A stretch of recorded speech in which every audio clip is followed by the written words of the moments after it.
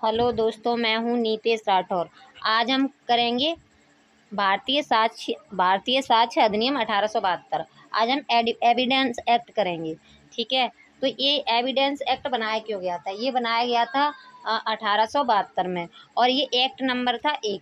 ये इसलिए बनाया गया था कि कोई ऐसे क्राइम हुआ है तो हम कोई क्राइम हुआ है, केस हुआ है, तो हम उसके लिए साक्ष्य कैसे लेंगे और कैसे किन साक्ष्यों को हम वैलिड मानेंगे। तो ये इसलिए ये एक्ट बनाया गया था कि हम इस तरीके से किसी अपराध के लिए एविडेंस लेंगे और एविडेंस एक्ट को कैसे हम वैलिड मानेंगे। तो ये सारा डिटेल इस एक्ट में बताया गया है।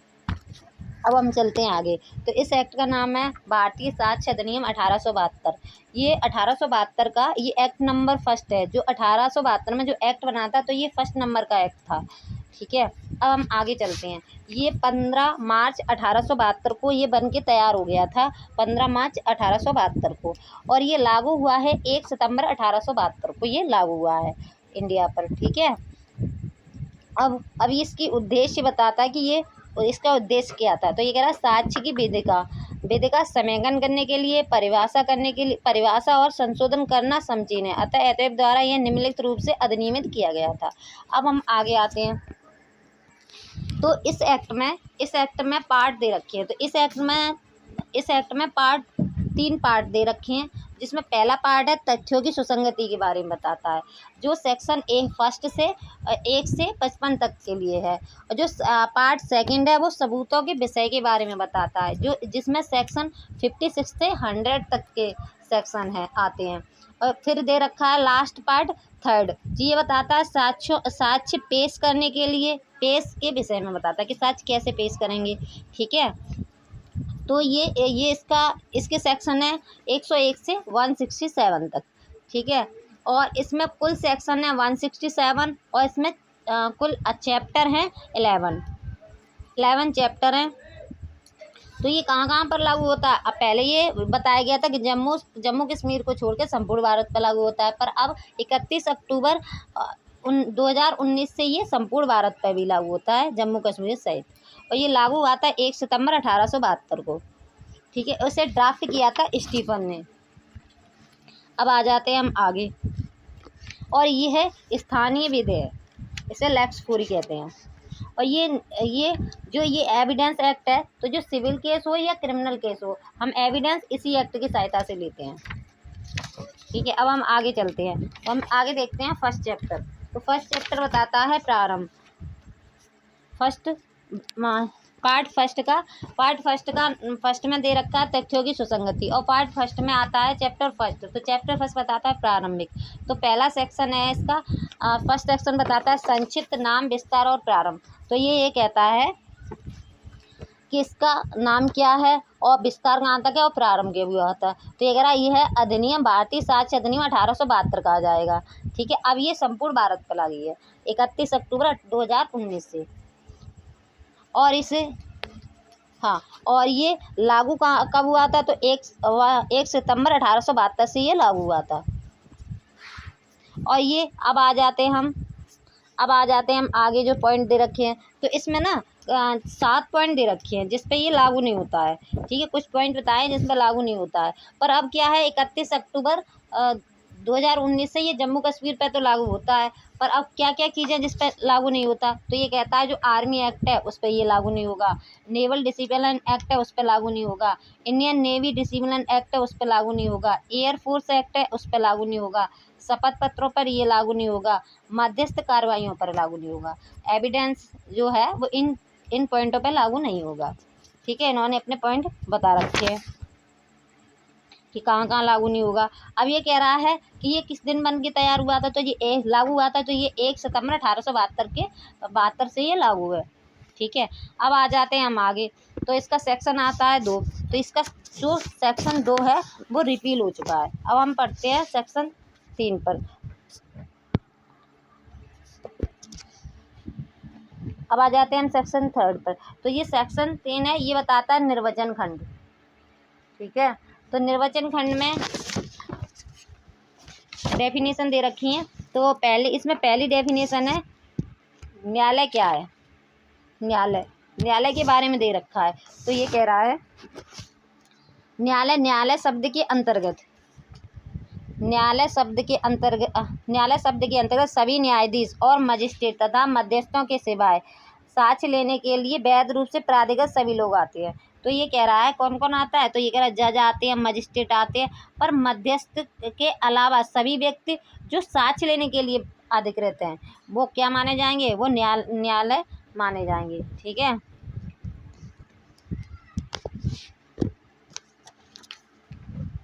तो जो मध्यस्थ हैं वो न्यायालय के अंतर्गत नहीं आएंगे। अब इसका आगे का पॉइंट देखते हैं। तो ये बताता है फैक्ट के बारे में। तो फैक्ट क्या है, तो ये कह रहा है तथ्य से अभिप्रेत है। तो ये कहता है तथ्य से अभिप्रेत है, उसके अंतर्गत आती हैं। तो क्या आता है, तो पहला पॉइंट बताता है ऐसी कोई वस्तु, वस्तुओं की अवस्था या वस्तुओं का संबंध जो इंद्रियों द्वारा बोधगम्य हो, जो इंद्रियों द्वारा हम पता कर सकें, वो क्या है, तथ्य है। अब आ जाता है इसका सेकंड। तो सेकंड में क्या कह रहा है, कोई मानसिक दशा जिसका भान किसी व्यक्ति को हो, तो वो भी क्या है, वो भी फैक्ट है। ठीक है, उसे क्या माना जाएगा, फैक्ट माना जाएगा। ठीक है, ठीक है। अब आ जाते हैं। तो ये सीधा ये है कि कोई भी वस्तुओं की अवस्था, वस्तुओं का संबंध, कोई जो इंद्रियों द्वारा पता चल सके, वो क्या है, वो फैक्ट है। और इसका दूसरा पॉइंट ये कहता है कि कोई मानसिक दशा, वो भी क्या है, वो फैक्ट है। ठीक है, जैसे इसका आगे जो पॉइंट दे रखे हैं, इलस्ट्रेशन दे रखे हैं, जिसमें बता रहा है यह है कि अमुक स्थान में अमुक क्रम में अमुक पदार्थ व्यथित है, यह क्या है, यह एक फैक्ट है। दूसरा दे रखा है यह है कि किसी मनुष्य से कुछ सुना या देखा, ये भी क्या है, ये भी एक फैक्ट है। अब चलो हम आगे चलते हैं।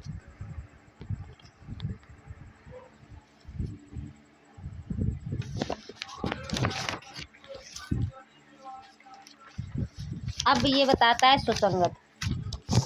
अब आ जाते हैं हम, सुसंगत क्या है, रेलिवेंट क्या है। तो अब ये बताता है, एक मिनट,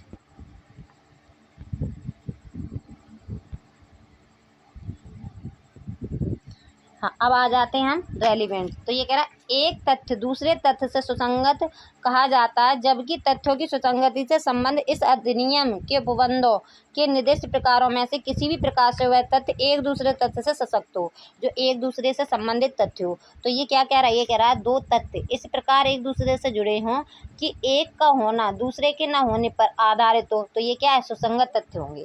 तो ये हम क्या मान लेंगे, इन्हें हम सुसंगत तथ्य मान लेंगे। ठीक है, अब आ जाते हैं हम आगे। तो अब क्या कह रहा है, अब ये कह रहा है विवादक तथ्य क्या है, विवादक तथ्य क्या है, फैक्ट इन इशू। तो फैक्ट इन इशू क्या है, तो ये कह रहा है विवादक तथ्य से अभिप्रेत है और इसके अंतर्गत आता है, क्या आता है, ऐसा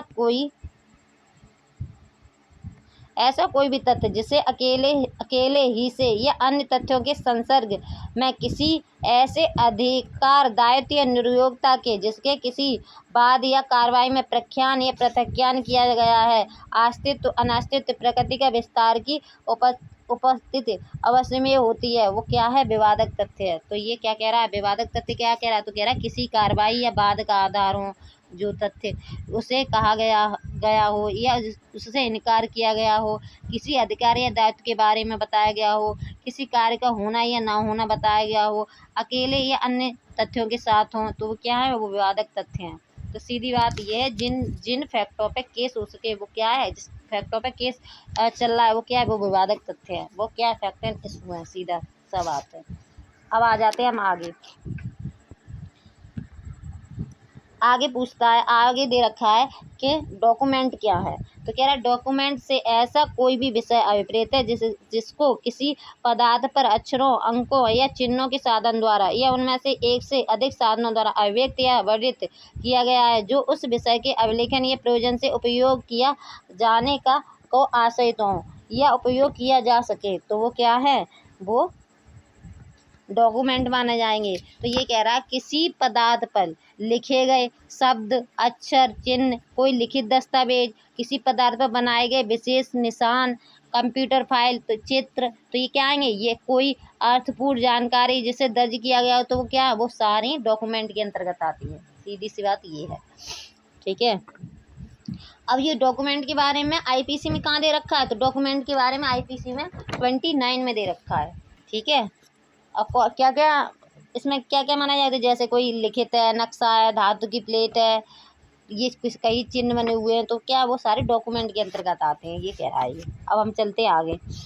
आगे कह रहा है एविडेंस क्या है, तो ये एविडेंस के बारे में बता रहा है। तो क्या साक्ष्य शब्द से अभिप्रेत और उसके अंतर्गत आते हैं, तो साक्ष्य शब्द।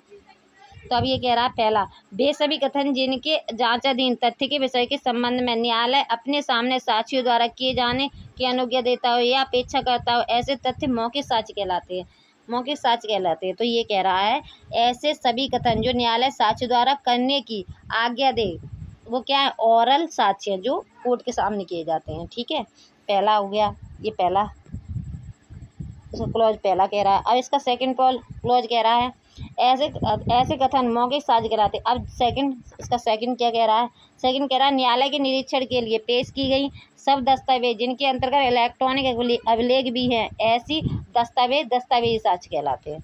तो क्या कहलाते हैं, दस्तावेजी साक्ष्य।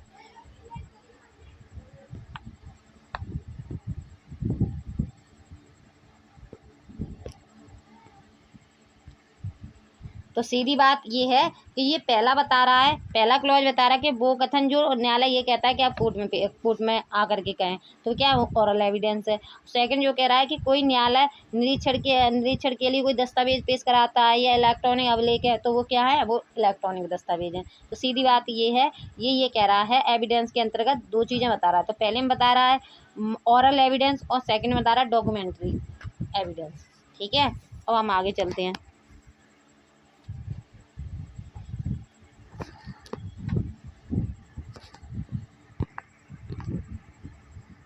अब ये कह रहा है साबित क्या है, तो साबित के बारे में पूछ रहा है कि साबित क्या है। ठीक है,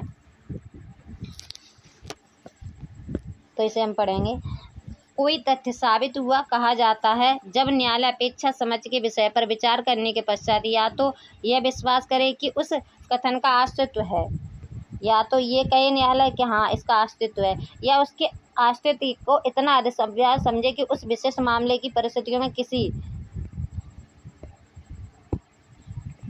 प्रज्ञावान व्यक्ति को इस अनुमान पर कार्य करना चाहिए कि इस तथ्य का अस्तित्व है, तो फिर क्या है, ये साबित हुआ मानेंगे। तो इसका सीधा फैक्ट ये है कि न्यायालय यह मान ले कि उसका अस्तित्व है, तो वो क्या है, वो साबित है। सीधी बात ये है। अब आ जाते हैं हम सेकंड पॉइंट पर। तो सेकंड पॉइंट पूछ रहा है नासाबित क्या है, तो नासाबित के अंतर्गत आता है, एक मिनट, नासाबित। तो नासाबित तेरा कोई तथ्य नासाबित हुआ कहा जाता है जब न्यायालय अपने समक्ष विषय पर विचार करने के पश्चात या तो यह साबित करे कि उसका अस्तित्व नहीं है या उसके अनास्तित्व को इतना अधिक समझे कि उस विशिष्ट मामले की परिस्थितियों में किसी प्रज्ञावान व्यक्ति को इस अनुमान पर कार्य करना चाहिए कि उस तथ्य का अस्तित्व नहीं है। तो पॉजिटिव, उधर पॉजिटिव दे दी थी, यहाँ नेगेटिव दे रहा है। ठीक है, तो ये कह रहा है नासाबित वो तथ्य माने जाएंगे नासाबित। तो कह रहा है न्यायालय यह मान ले कि उसका अस्तित्व नहीं है, तो क्या हो जाएगा, तो फिर उसे नासाबित मानेंगे। ठीक है, ऊपर साबित में क्या था कि न्यायालय यह मान ले कि उसका अस्तित्व है, तो उसे साबित मान लेंगे। नासाबित में कह रहा है न्यायालय को यह लगता है कि इसका अस्तित्व नहीं है, तो क्या मानेंगे, नासाबित मान लेंगे। अब साबित नहीं हुआ का मतलब क्या है, तो कह रहा है ना साबित हुआ है ना ही ना साबित हुआ है, तो क्या हो गया, साबित नहीं हुआ। ठीक है, अब आ जाते हैं आगे। तो अब ये कह रहा है, इंडिया के बारे में बता रहा है कि इंडिया। ठीक है, तो ये कह रहा है अब तो 31 अक्टूबर 2019 से क्या है, संपूर्ण भारत जम्मू कश्मीर सहित संपूर्ण भारत इंडिया है। अब आ जाते हैं सेक्शन 4 पर। ये काफ़ी इंपॉर्टेंट है और पूछता भी है। सेक्शन 4 ये कह रहा उपधारणा कर सकेगा। उपधारणा कर सकेगा मतलब क्या है, तो ये कह रहा है जहाँ कहीं इस अधिनियम द्वारा यह उपबंधित है कि न्यायालय किसी तथ्य की उपधारणा कर सकेगा, वहाँ न्यायालय या तो ऐसे तथ्य को साबित हुआ मान सकेगा या साबित हुआ मान सकेगा यदि और जब तक वह साबित नहीं किया जाता है या उनके सबूत की मांग कर सकेगा। तो ये कह रहा है कि न्यायालय साबित हुआ मान सकेगा या सबूत की मांग कर सकेगा जब तक ना साबित ना कर दिया जाए। तो ये क्या मानेंगे, उपधारणा कर सकेगा। तो ये क्या हो गया, उपधारणा कर सकेगा। उपधारणा कर सकेगा मतलब ये है कि न्यायालय साबित हुआ मान सकेगा न्यायालय क्या मान लेगा कि ये साबित हुआ है, या साबित की मांग कर सकेगा, और जब तक ना साबित ना कर दिया जाए। ठीक है, तो कह रहा है, हाँ एक बार और देख लेते हैं। तो ये सेक्शन 4 कह रहा है उदाहरण कर सकेगा मतलब है न्यायालय साबित हुआ मान लेगा या सबूत की मांग कर सकेगा। ठीक है, जब तक वह ना साबित ना कर दिया है तो इसे मान लेंगे उपधारणा कर सकेगा। ठीक है, अब आ जाते हैं हम सेकंड पे। ये कह रहा है उपधारणा करेगा, वहाँ सकेगा था या करेगा, तो उपधारणा करेगा इसका मतलब क्या है, तो ये कह रहा है जहाँ कहीं इस अधिनियम द्वारा यह निर्दिष्ट है कि न्यायालय किसी तथ्य की उपधारणा कर सकेगा, वहाँ न्यायालय ऐसे तथ्य को साबित मानेगा यदि और जब तक वह नासाबित नहीं कर दिया जाता। तो यह कह रहा है उपधारणा कर सकेगा का मतलब है न्यायालय साबित हुआ मानेगा जब तक नासाबित ना कर लिया जाए। तो यहाँ पे क्या कह रहा है कि वो साबित हुआ मान रहा है। ठीक है, ऊपर वाले में मे प्रिज्यूम था और जो सेकंड वाला है उसमें सेल प्रिज्यूम है। ठीक है, अब आ जाते हैं हम आगे निश्चायक सबूत। अब आ जाते हैं हम थर्ड पॉइंट पर। तो ये कह रहा है निश्चायक सबूत। ये कह रहा है जहाँ के इस अधिनियम द्वारा एक तथ्य किसी अन्य तथ्य के निश्चायक सबूत घोषित किया गया है, वहाँ न्यायालय उस एक तथ्य के साबित हो जाने पर उस अन्य को साबित मानेगा और उसे नासाबित करने के प्रयोजन के लिए साक्ष्य दिए जाने की अनुज्ञा नहीं करेगा। तो कह रहा कुछ ऐसे पॉइंट होते हैं जिन पॉइंटों को अगर साबित हो जाए तो न्यायालय ये मानेगा कि ये निश्चायक सबूत है। जैसे कि इसी एक्ट में 113B दे रखा है, 112 दे रखा है, तो वो क्या है निश्चायक सबूत है। ठीक है, अब हम आ जाते हैं चैप्टर 2 पर। ठीक है, चैप्टर 2 बताता है तथ्यों की सुसंगति के विषय में कि कौन कौन से तथ्य कैसे सुसंगत होंगे, उसके बारे में बता रहा है। तो हम पहला सेक्शन पढ़ते हैं। पहला सेक्शन 5 है विवादक तथ्यों और सुसंगत तथ्यों को साक्ष्य दिया जा सकेगा। तो इसमें सीधा ये कह रहा है कि न्यायालय में किस चीज़ का साक्ष्य दिया सकेगा, किस चीज़ का साक्ष्य दिया जा सके, तो कह रहा है या तो विवादक तथ्य का या सुसंगत तथ्य का, ये साक्ष्य दिया जाएगा केवल बस। ठीक है, तो 5 क्या कह रहा है, 5 ये कह रहा है कि जो न्यायालय में सिर्फ विवादक तथ्य और सुसंगत तथ्यों का ही साक्ष्य दिया जाएगा केवल बस। ठीक है, अब हम चलते हैं आगे। ये बहुत रजिस्टिक, इसे रजिस्टिक कहते हैं, इसे बहुत ज़्यादा पूछा जाता है। तो ये कह रहा है एक ही समयार के भाग होने वाले तथ्यों की सुसंगति। ठीक है, इसे रजिस्टिक का सिद्धांत भी कहते हैं। तो ये कह रहा है जो तथ्य विवादक ना होते हुए भी किसी विवादक तथ्य से उससे प्रकाश सकते हैं कि वे एक ही समयार के भाग हैं, वे ही तथ्य सुसंगत हैं, चाहे वे उसी समय और स्थान पर या विभिन्न समय और स्थानों पर घटित हुए हों। तो इसे क्या माना जाएगा कि ये रजिस्टिक है। ठीक है, तो ये कह रहा है एक ही समयार का भाग वाले तथ्य, कार्यों की एक श्रृंखला से जुड़े तथ्य, या एक ही समय या स्थान पर या अलग अलग समय और स्थान पर एक के बाद एक होने वाले कार्य जो आपस में मिलकर एक बड़ा अपराध बनाते हो, तो हम उन्हें क्या मान लेंगे, उन्हें हम एक ही समयार के भाग होने वाले तथ्य मान लेंगे, तथ्यों में मान लेंगे। ठीक है, और वो सुसंगत होंगे। इसमें 2-3 केस भी दे रखे हैं, जैसे रटन बनाम क्वीन का है, आर बनाम वेडिंग क्वीन का है। ठीक है, और जिसमें ही RS मलकानी बनाम स्टेट ऑफ महाराष्ट्र वाला केस है। ठीक है, इसमें बातचीत का टेप रिकॉर्डर सुसंगत तथा रजिस्टिव होगी इसमें मलकानी वाले केस में। ठीक है, अब हम आगे चलते हैं, आगे देखते हैं सेक्शन 7। ठीक है, ये कह रहा है वे तथ्य जो विवादक तथ्यों के प्रसंग हेतु या परिणाम है। ये बहुत ही इंपॉर्टेंट है कि कौन से तथ्य, वे तथ्य जो विवादक तथ्यों के प्रसंग हेतु या परिणाम। तो कह रहा है वे तथ्य सुसंगत हैं जो सुसंगत तथ्यों के या विवादक तथ्यों के अव्यवहित या अन्यथा प्रसंग हेतु या परिणाम है, या जो उस वस्तुते को गठित करते हैं जिसके अंतर्गत वे गठित हुए या जिसने उनके घटना या समयार का अवसर दिया है। तो ये कह रहा है ऐसे तथ्य जो विवादक तथ्य का अवसर बताते हों, उनका कारण बताते हों, उनका प्रभाव बताते हों, तो ऐसे तथ्य क्या माने जाएंगे, वे तथ्य सुसंगत होंगे। तो ये किस में आएंगे, इसमें सात में सेक्शन 7 में आएंगे। तो ये क्या कह रहा है, जिसमें जो तथ्य अवसर बताते हों और जो तथ्य अवसर बताते हो, उसका कारण बताते हो जो अपराध हुआ है, या उनका प्रभाव बताते हो, तो वे क्या माने जाएंगे, सुसंगत तथ्य हैं। सीधा सिंपल अवसर, कारण और प्रभाव बता रहे हैं, तो वो क्या किसमें आ जाएंगे, 7 में। ठीक है, अब आ जाते हैं हम सेक्शन 8 पर। हम हमेशा 8 और 7 में कंफ्यूज रहते हैं थोड़ा सा, तो अब हम 8 पे आ जाते हैं। ठीक है, तो 8 क्या कह रहा है, हेतु, तैयारी और पूर्व का या पश्चात का कारण।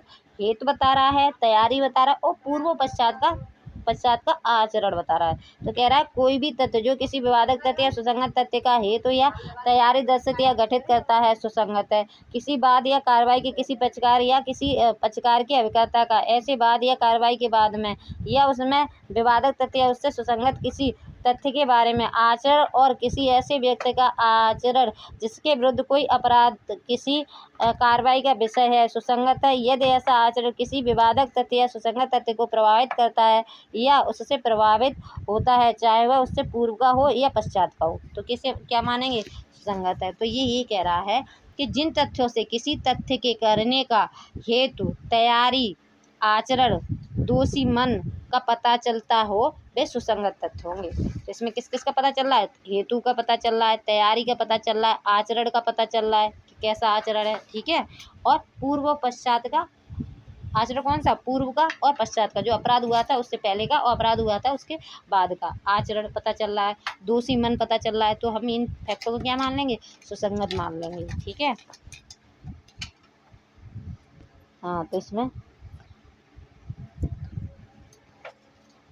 अब आ जाते हैं हम आगे सेक्शन 9 में।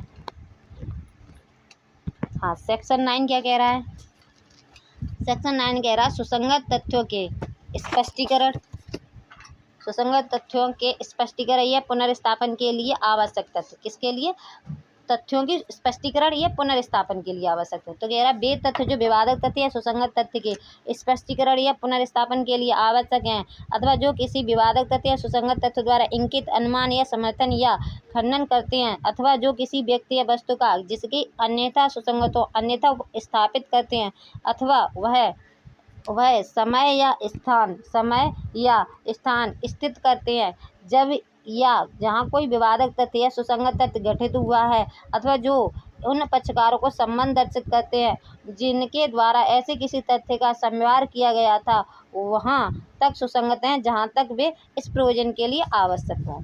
तो ये कह रहा है सेक्शन आपका 9।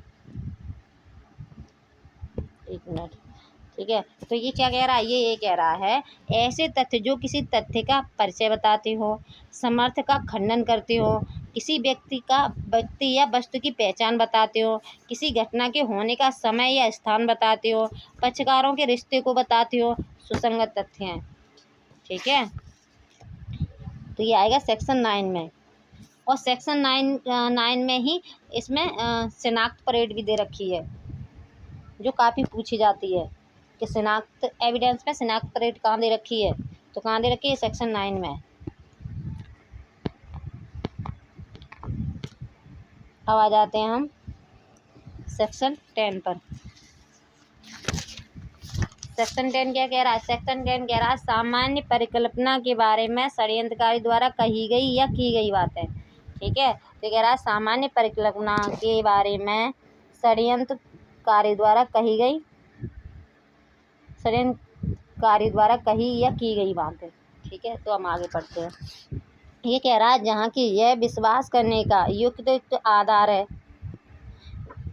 कि दो या अधिक व्यक्तियों ने अपराध या अनियोज्य दोष करने के लिए मिलकर षड्यंत्र किया है, वहाँ उनके द्वारा आशय के बारे में उनमें से किसी एक व्यक्ति द्वारा उस समय के पश्चात जब ऐसा आशय उनमें से किसी एक ने प्रथम बार मन में धारण किया, कहीं की या लिखी गई कोई बात उन व्यक्तियों में से हर एक व्यक्ति के विरुद्ध जिनके बारे में विश्वास किया जाता है कि उन्होंने इस प्रकार षड्यंत्र किया है, षड्यंत्र का अस्तित्व साबित करने के प्रयोजनार्थ उसी प्रकार सुसंगत तथ्य हैं जिस प्रकार यह दर्शित करने के प्रयोजनार्थ कि ऐसी कोई व्यक्ति उसका पक्षकार था। तो ये कह रहा है, तो ये कह रहा है सामान्य परिकल्पना के बारे में कोई षड्यंत्रकारी द्वारा कही या की गई बात है, तो मतलब दो लोगों ने षड्यंत्र किया, उनमें से एक कोई बात को कह देता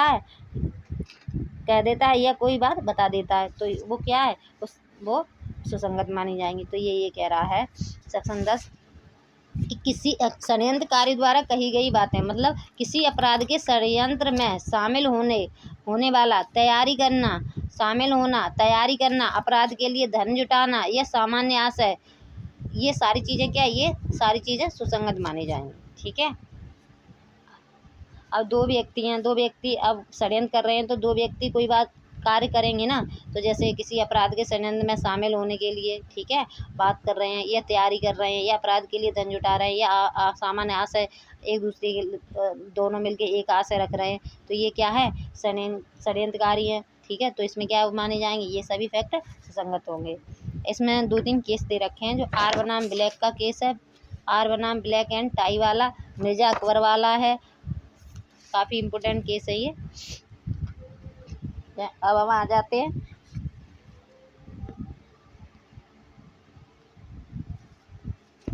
हैं हम सेक्शन 11, ये वेरी इम्पोर्टेंट है।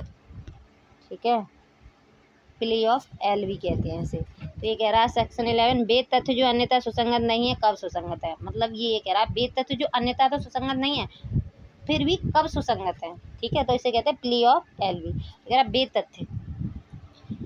तथ्य जो अन्यथा सुसंगत नहीं है सुसंगत है यदि वे किसी विवादक तथ्य या सुसंगत तथ्य से असंगत है। मतलब कोई विवादक तथ्य है या सुसंगत तथ्य है, उससे मेल नहीं खा रहे, मतलब असंगत है। ठीक है, तब भी क्या माने जाएंगे, सुसंगत माने जाएंगे। अब आगे ये कह रहा है यदि वे स्वयं या अन्य तथ्यों के संसर्ग में किसी विवादक तथ्य या सुसंगत तथ्य का आश्रित या अनाश्रित अत्यंत अधिसंभाव या नधिसंभाव बनाते हो, तो वो भी क्या है, सुसंगत है। तो ये कह रहा है ऐसे तथ्य जो किसी विवादक तथ्य या सुसंगत तथ्य से असंगत हो, उनका होना दर्शाते हो, ना होना दर्शाते हो, उनका अस्तित्व को संभव या असंभव बताते हो, तो ऐसे तथ्य क्या हो जाएंगे, सुसंगत माने जाएंगे। किसमें, सेक्शन 11 में। तो इसे क्या कहते हैं, प्ले ऑफ LV। ठीक है, काफ़ी इम्पोर्टेंट है ये। इसे अनियंत्र उपस्थिति वाला केस भी कहते हैं, कि कोई व्यक्ति अपराध हुआ था ना, तो अब जो अपराध हुआ था तब वो व्यक्ति कहीं और उपस्थित था, इसका मतलब ये है। तो ये कह रहा है यदि अपराध का आरोपी व्यक्ति अपराध के समय खुद को घटना स्थल से इतनी दूर साबित कर दे कि वह किसी भी तरीके से वहाँ नहीं हो सकता था, तो यह प्ली ऑफ LV होगा। ठीक है, अब आ जाते हैं हम आगे। अब ये सेक्शन आ गया 12, ये बताता है नुकसानी के लिए वादों में रकम अवधारित करने के लिए न्यायालय को समर्थ करने के लिए प्रवृत्त रखने वाली शर्तें, करने वाले तथ्य सुसंगत है। ठीक है, एक मिनट।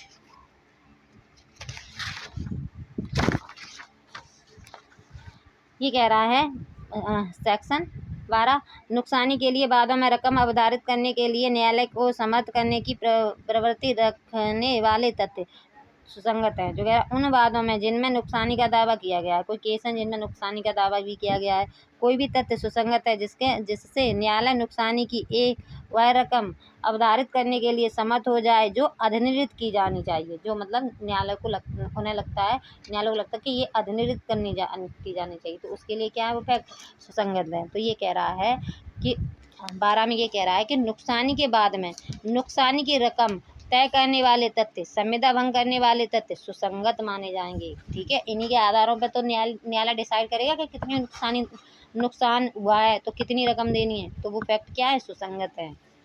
ठीक है, तो ये काफ़ी इम्पोर्टेंट सेक्शन है और पूछता भी है। अब आ जाते हैं हम सेक्शन 13 पर। तो ये कह रहा है जबकि अधिकार या रूढ़ि प्रश्नगत हैं तब सुसंगत तथ्य। तो इस एविडेंस एक्ट में ना 2 जगह रूढ़ियों के बारे में कहा है, अधिकार।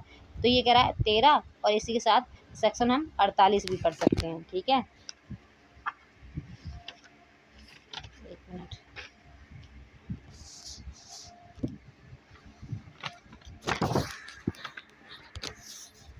अब हम पढ़ते हैं सेक्शन 13, जब कि अधिकार या रूढ़ि प्रसंगत है तब सुसंगत तथ्य। तो इसमें पहला पॉइंट कह रहा है जहाँ की किसी अधिकार या रूढ़ि के अस्तित्व के बारे में प्रश्न है, वहाँ निम्नलिखित तथ्य सुसंगत होंगे। कोई राइट है या कोई रूढ़ि है, उसके अस्तित्व के बारे में कोई प्रश्न है, तो उसके लिए उसे निर्धारण करने के लिए कुछ फैक्ट हैं, वो सुसंगत कैसे होंगे, वो फैक्ट रेलिवेंट कैसे होंगे, तो ये बता रहा है।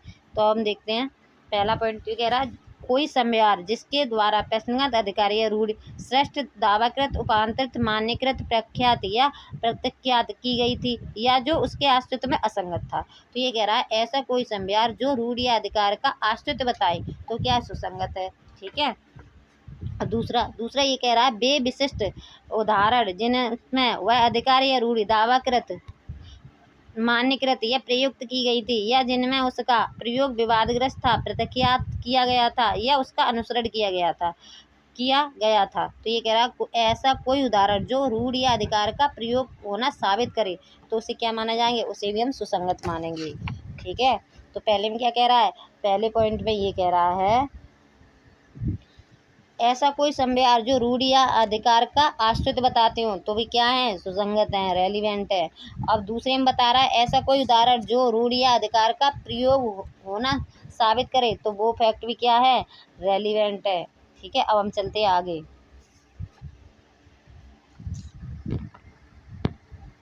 अब आ जाते हैं हम सेक्शन 14। ये कह रहा है मन या शरीर की दशा या शारीरिक संवेदना का अस्तित्व दर्शित करने वाले तथ्य। ठीक है। तो ये कह रहा है मन की, शरीर की दशा या शारीरिक संवेदना का अस्तित्व दर्शित करने वाले तथ्य। ठीक है।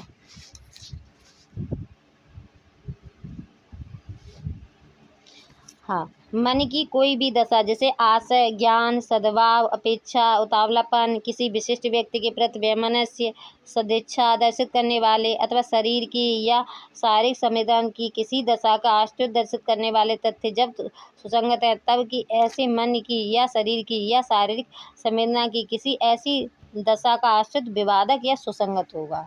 ये कह रहा है जब मन या शरीर की दशा विवादक है तो ये सभी तथ्य दर्शाने वाले तथ्य सुसंगत होंगे। कौन कौन से, आशय, ज्ञान, सद्भावना, अपेक्षा, उतावलापन, घृणा, संवेदना। ठीक है। ये सारे क्या हैं, ये सारे रेलिवेंट माने जाएंगे।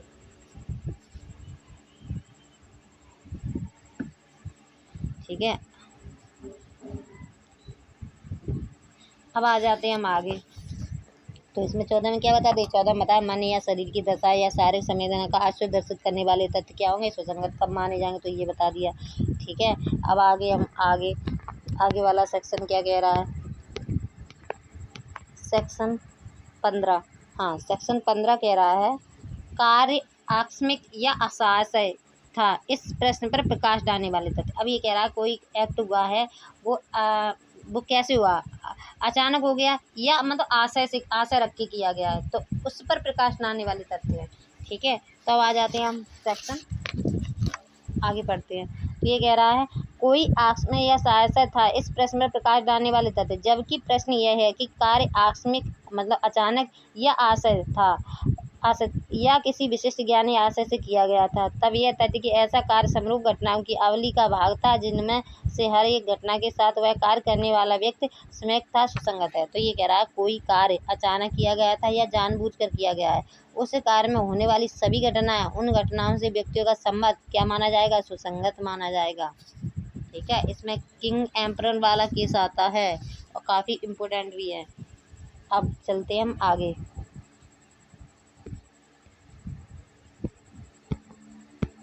अब आ जाते हैं हम सेक्शन 16 पर। ये कह रहा है कारवार के अनुक्रम या अस्तित्व कब सुसंगत है। अब कोई कारवार के अनुक्रम में अस्तित्व कब सुसंगत है, तो ये कह रहा है जबकि प्रश्न यह है कि क्या कोई विशिष्ट कार्य किया गया था, तब कारवार के ऐसे किसी भी अनुक्रम का अस्तित्व जिनके अनुसार वह कार्य संभवतः किया जाता है, सुसंगत है।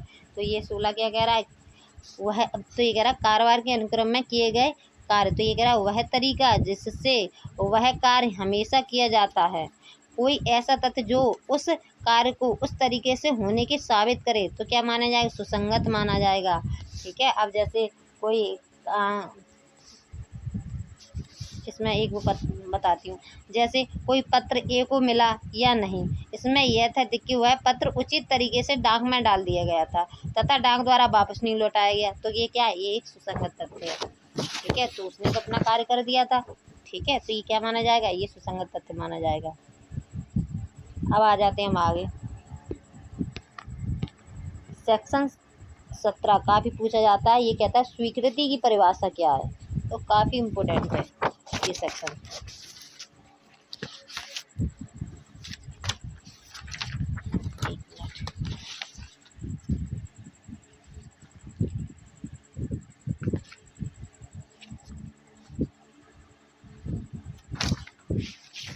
एक मिनट। हाँ, तो ये कह रहा है स्वीकृति की परिभाषा क्या है। तो कह रहा है स्वीकृति वह मौखिक या दस्तावेजी अथवा इलेक्ट्रॉनिक रूप में अंतर्विष कथन है। तो स्वीकृति कैसे हो सकती है, मौखिक भी हो सकती है, दस्तावेज से हो सकती है, कोई इलेक्ट्रॉनिक दस्तावेज उससे हो सकती है, जो किसी विवादक तथ्य या सुसंगत तथ्य के बारे में कोई अनुमान इंगित करता है और जो ऐसे व्यक्ति में से किसी के द्वारा और ऐसी परिस्थिति में किया गया जो ऐतमिक पश्चात वर्णित हो, तो उसे क्या माना जाएगा, स्वीकृति। अगर वो एक्सेप्ट कर लेता है कि हाँ ऐसा हुआ था, तो क्या मान लेंगे, उसे स्वीकृति मान लेंगे। तो ये कह रहा है स्वीकृति, पहले कह रहा है स्वीकृति मौखिक कथन, मौखिक हो सकती है, दस्तावेजित हो सकती है, इलेक्ट्रॉनिक रूप से हो सकती है। तो कह रहा है जो विवादक तथ्य से संबंधित हो या सुसंगत तथ्य से संबंधित हो, तो वो क्या मानेंगे, स्वीकृति मानेंगे। और जो व्यक्ति है उसी ने ही एक्सेप्ट कर लिया है। ठीक है,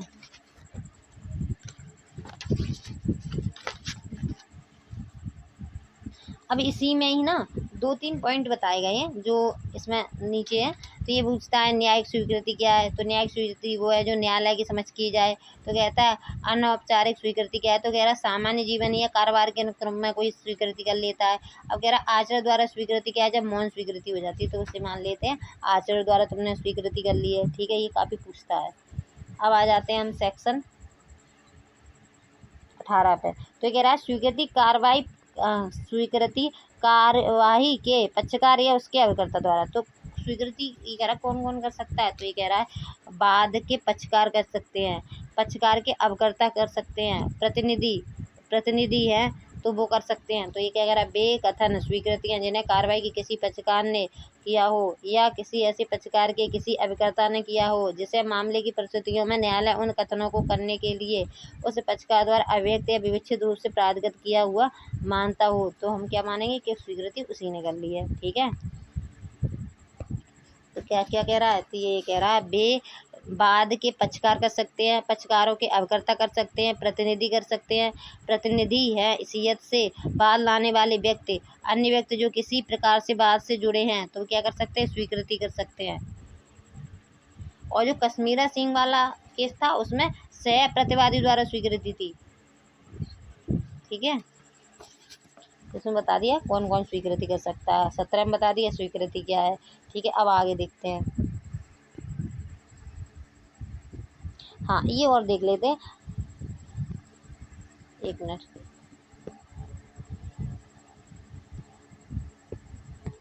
ये कह रहा है, इसमें दे रखता प्रतिनिधि रूप से वादकर्ता द्वारा, तो वो भी क्या कर सकता है, स्वीकृति कर सकता है। अब ये कह रहा है विषय वस्तु में हितबद्ध पक्षकार क्या कर सकते हैं, वो भी स्वीकृति कर सकते हैं। और जो कह रहा है दूसरा पॉइंट कह रहा है उस व्यक्ति द्वारा जिसने हित व्युत्पन्न हुआ हो, जिसका हित व्युत्पन्न हुआ हो, वो व्यक्ति भी क्या कर सकता है, स्वीकृति कर सकता है।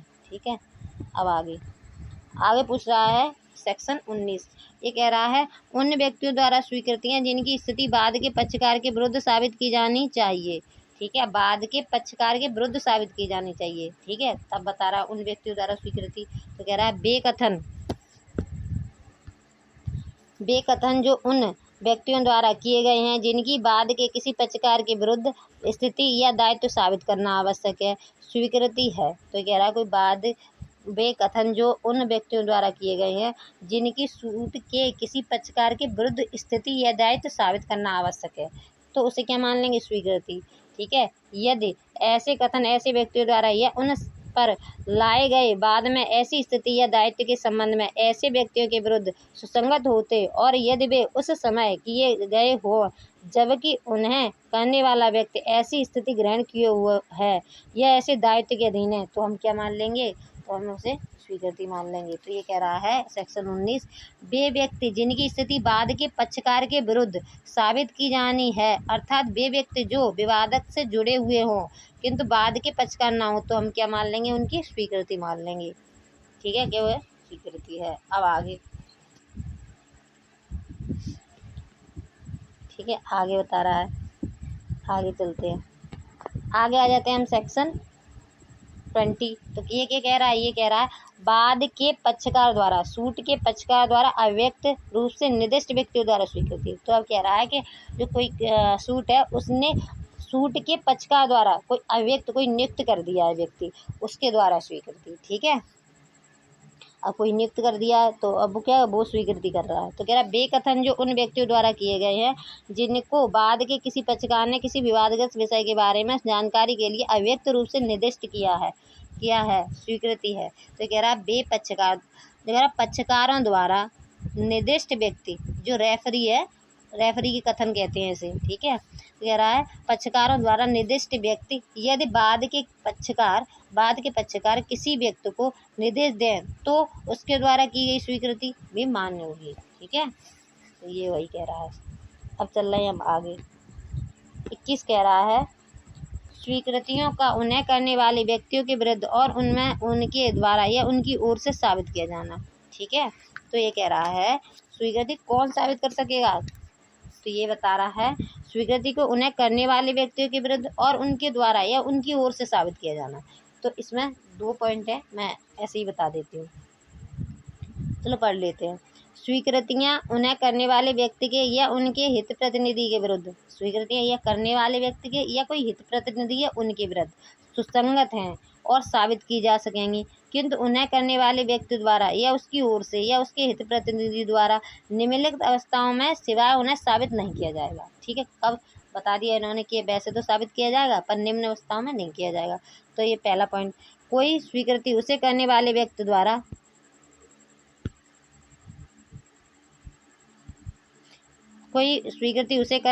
व्यक्ति द्वारा या उसकी ओर से तब साबित की जा सकेगी जबकि वह उस प्रकृति की है कि यदि उसे करने वाला व्यक्ति मर गया होता तो वह अन्य व्यक्तियों के बीच धारा 32 के अधीन सुसंगत होता। तो ये क्या कह रहा है, ये कह रहा है स्वीकृति करने वाले व्यक्ति या उनके हित प्रतिनिधि द्वारा धारा जो 32 के अंतर्गत या धारा 14 के अंतर्गत यदि वह किसी और रूप में सुसंगत होती तो यहाँ पे भी हम स्वीकृति सुसंगत मान लेंगे, ठीक है। अब आ जाते हैं हम क्लॉज 2 में।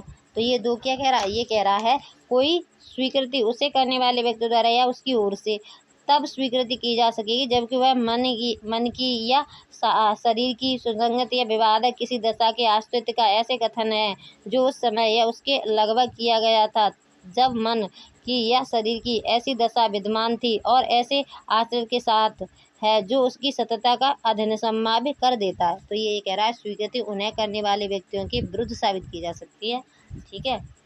कोई मन की दशा है, कोई शरीर मन की या शरीर की सुसंगत या विवादक किसी ऐसे दशा के अस्तित्व का ऐसा कथन है जो उस समय या उसके लगभग किसी किया गया था, तो हम इसे भी क्या मान लेंगे, इसे भी हम सुसंगत मान लेंगे, ठीक है। हम चल रहे हैं आगे। अब कह रहा कोई स्वीकृति उसे करने वाले व्यक्ति द्वारा या उसकी ओर से साबित की जा सकेगी यदि वह स्वीकृति के रूप में नहीं किंतु अन्यथा सुसंगत है, ठीक है।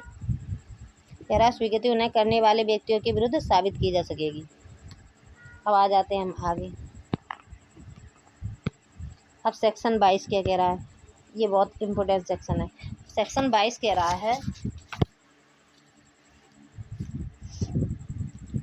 दस्तावेजों की अंतर्वस्तु के बारे में, डॉक्यूमेंट है उसकी अंतर्वस्तु के बारे में मौखिक स्वीकृतियाँ कब सुसंगत होती हैं। अब ये कह रहा है कोई डॉक्यूमेंट है उसकी अंतर्वस्तु के बारे में हम मौखिक जो ओरल एविडेंस है वो कब हम रेलिवेंट मान लेंगे। तो कह रहा है किसी दस्तावेज की अंतर्वस्तु के बारे में मौखिक स्वीकृतियाँ तब तक सुसंगत नहीं होती हैं, ठीक है, यदि और जब तक उन्हें साबित करने की प्रस्तावना करने वाला पक्षकार यह दर्शित न कर दे कि ऐसी डॉक्यूमेंट की अंतर्वस्तु के द्वितीय साक्ष्य देने का वह ऐच्छिक दिए हुए नियमों के अधीन हकदार है अथवा जब तक पेश की गई दस्तावेज असली होना प्रश्नगत ना हो। तो सीधी बात ये है कि कब दे सकता है दस्तावेज की अंतर्वस्तु के बारे में मौखिक स्वीकृति, कब दे सकता है, तो जब दे सकता है जब दस्तावेज का असली होना प्रश्नगत ना हो, ठीक है। तो ये कह रहा है दस्तावेज के बारे में मौखिक स्वीकृति सुसंगत नहीं है, पहली बात, किंतु दस्तावेज के असली होने की जानकारी रखने वाले व्यक्ति के मौखिक कथन सुसंगत हो सकते हैं, ठीक है।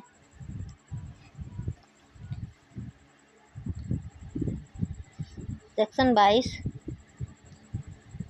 हाँ ठीक है, सेक्शन 22 एक बार और देख लेते हैं। ये कह रहा है किसी दस्तावेज की अंतर्वस्तु के बारे में मौखिक स्वीकृति तब तक सुसंगत नहीं होती यदि और जब तक उन्हें साबित करने की प्रस्तावना करने वाला पक्षकार यह दर्शित न कर दे कि ऐसे दस्तावेज की अंतर्वस्तु का द्वितीय साक्ष्य देने का वह ऐच्छिक दिए हुए नियमों के अधीन हकदार है। तो सीधी बात यह है कि डॉक्यूमेंट के अंतर्वस्तु का ओरल एविडेंस नहीं दिया जाएगा।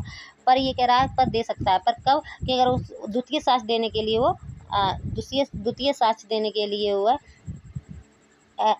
द्वितीय साक्ष्य देने का ऐच्छिक दिए हुए नियमों के अधीन हकदार है, अथवा जब तक पेश की गई दस्तावेज का असली होना प्रश्नगत ना हो। अगर डॉक्यूमेंट का ही असली होना प्रश्न आ जाएगा तब वो क्या दे सकता है, तो वो द्वितीय साक्ष्य और दस्तावेजों के अंतर्वस्तु के बारे में ओरल एविडेंस दे सकता है और उससे सुसंगत माना जाएगा। अब आ जाते हैं हम 22A। तो इसमें ऊपर बता रहा था डॉक्यूमेंट के बारे में और यही सेम बात बता रहा है इलेक्ट्रॉनिक अभिलेख के बारे में। तो ये कह रहा है, तो ये इसमें ये सिर्फ इतना कह रहा है कि मौखिक अभिलेखों के बारे में मौखिक स्वीकृति केवल उनके असली होने के प्रश्न पर ही सुसंगत है, और ऊपर भी यही कह रहा था।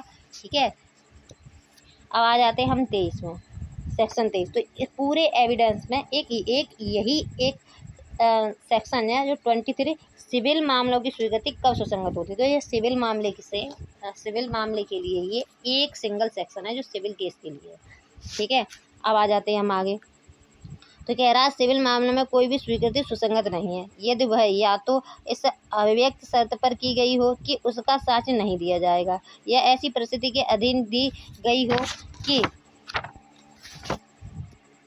गई हो कि जिनसे न्यायालय यह अनुमान कर सके कि पक्षकार इस बात पर परस्पर सहमत हो गए थे कि उसका साक्ष्य नहीं दिया जाना चाहिए। तो 23 क्या कह रहा है, 23 ये कह रहा है कि सिविल मामले में स्वीकृति यदि इस शर्त पर की गई है कि उसका साक्ष्य नहीं दिया जाएगा, या यदि पक्षकार सहमत हो गए हैं कि उनका साक्ष्य नहीं दिया जाएगा, तो फिर क्या है, सुसंगत नहीं होगी। ठीक है, फिर उसकी हम सिविल मामलों में उसकी स्वीकृति सुसंगत नहीं मानेंगे।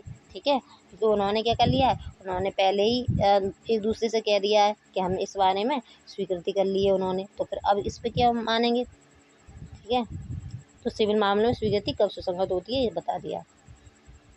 तो इसमें 2 पॉइंट है, तो कौन कौन सा, यदि इस शर्त पर की गई है कि उसका साक्ष्य नहीं दिया जाएगा, और दूसरा ये है कि यदि पक्षकार सहमत हो गए हैं कि उनका साक्ष्य नहीं दिया जाएगा, तो फिर क्या माना जाएगा, इसे सुसंगत नहीं होगी फिर। ठीक है,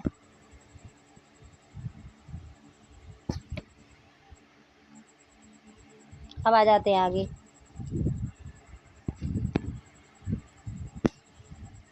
सेक्शन 24 कह रहा है,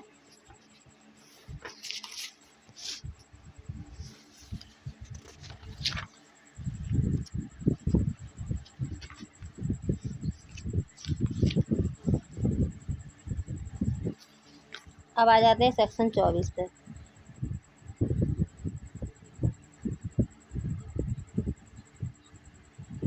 उत्पीड़न, धमकी या वचन द्वारा कराई गई संस्वीकृति दंडिक कार्रवाई में कब विसंगत होती है। तो ये कह रहा है किसी से तुमने उत्पीड़ना या धमकी या वचन द्वारा कोई संस्वीकृति करा ली है तो दंडिक कार्रवाई में वो विसंगत मानी जाएगी, मतलब वो वैलिड नहीं होगी। तो ये कह रहा है उत्पीड़ना द्वारा दी गई हो कोई स्वीकृति है, वो उत्पीड़ना द्वारा दी गई हो, धमकी द्वारा दी गई हो, किसी अधिकारवान व्यक्ति के दबाव में डाल कर दी गई हो, तो हम तो उसे उस स्वीकृति को मान्य नहीं करेंगे। ठीक है, तो ऐसी स्वीकृति मान्य नहीं होगी। सिर्फ इतना कह रहा है ये 24।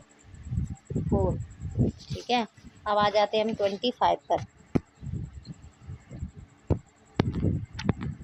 25 कह रहा है पुलिस ऑफिसर से की गई संस्वीकृति का साबित न किया जाना। अब ये कह रहा है कि पुलिस से की गई कोई भी संस्वीकृति अभियुक्त व्यक्ति के विरुद्ध साबित नहीं की जाएगी।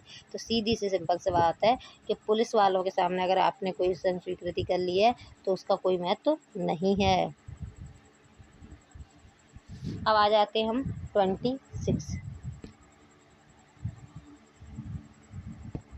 26 कह रहा है पुलिस की अभिरक्षा में होते हुए अभियुक्त द्वारा की गई संस्वीकृति का उसके विरुद्ध साबित न किया जाना। अगर कोई भी संस्वीकृति जो किसी व्यक्ति ने उस समय की हो जब वह पुलिस ऑफिसर की अभिरक्षा में हो, ऐसे व्यक्ति के विरुद्ध साबित न की जाएगी जब तक कि वह मजिस्ट्रेट की साक्षात उपस्थिति में न हो। तो 25 में बता दिया कि पुलिस से की गई कोई भी संस्वीकृति अभियुक्त के विरुद्ध साबित नहीं की जाएगी। 26 कह रहा है कि पुलिस की अभिरक्षा में की गई संस्वीकृति साबित नहीं की जाएगी, परंतु अगर पुलिस की अभिरक्षा में मजिस्ट्रेट के सामने की गई है तो फिर उसे हम वैलिड मान लेंगे, फिर उसे संस्वीकृति वैध हो जाएगी अगर मजिस्ट्रेट की उपस्थिति में की गई है। ठीक है, अब आगे 26 को एक बार और देख लेते हैं कि 26 कह रहा है कि पुलिस की अभिरक्षा में की गई संस्वीकृति साबित नहीं की जाएगी, परंतु पुलिस अभिरक्षा में मजिस्ट्रेट के सामने की गई है तो फिर इसे हम वो संस्वीकृति वैध हो जाएगी, वैलिड मानेंगे। अब आ जाते हैं आगे, अब आ जाते हैं हम सेक्शन 27 पर। 27 कह रहा है अभियुक्त से प्राप्त जानकारी में से कितनी साबित की जा सकेगी। अब कोई अभियुक्त है, उससे जानकारी मिली है तो हम कितनी साबित मान लेंगे। तो कह रहा है परंतु जब किसी तथ्य के बारे में यह अभिसाक्ष्य दिया जाता है कि किसी अपराध के अभियुक्त व्यक्ति से जो पुलिस ऑफिसर की अभिरक्षा में हो प्राप्त जानकारी के परिणाम स्वरूप उसका पता चला है, तब ऐसी जानकारी में से उतना चाहे वह संस्वीकृति कोटि में आती हो या नहीं, जितनी ऐत्विक पता चली हुए तथ्य से स्पष्ट संबंधित है, साबित की जा सके। तो सीधी बात ये कह रहा है कि अभियुक्त से प्राप्त जानकारी में से केवल उतनी गिरा होगी जिससे अपराध होने का पता चलता हो, अपराध से जुड़ा सामान बरामद होता हो, बस उतनी ही जानकारी क्या मानी जाएगी, वैलिड मानी जाएगी। बस सीधी सिंपल बात है। अब आगे, अब कह रहा है सेक्शन 28, जो 24 है ना वो 28 और 24 एक दूसरे के अपोजिट हैं। तो 28 ये कह रहा है कि उत्पीड़न, धमकी या वचन से पैदा हुए मन पर प्रभाव को दूर हो जाने के पश्चात की गई संस्वीकृति सुसंगत है। तो वहाँ क्या कह रहा है कि कोई उत्पीड़न, धमकी, वचन से दी गई वो संस्वीकृति, उसे वैलिड नहीं मानेंगे। 28 में ये कह रहा है कि उत्पीड़न, धमकी, वचन में पैदा हुए मन पर प्रभाव से दूर होने पर जो संस्वीकृति करता है, ठीक है, तब के बारे में कह रहा है कि वो सुसंगत होगी। तो 28 कह रहा है यदि ऐसी कोई संस्कृति जैसी धारा 24 में निर्दिष्ट है, न्यायालय की राय में उसके मन पर प्रभाव के जो किसी ऐसी उत्पीड़न, धमकी या वचन से पारित हुई हो पूर्णतः दूर हो जाने के पश्चात की गई है तो उसे सुसंगत मान दी जाएगी। ठीक है,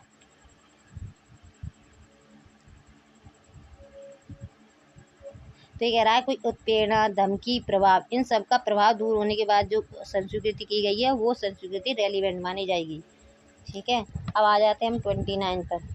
29 क्या कह रहा है,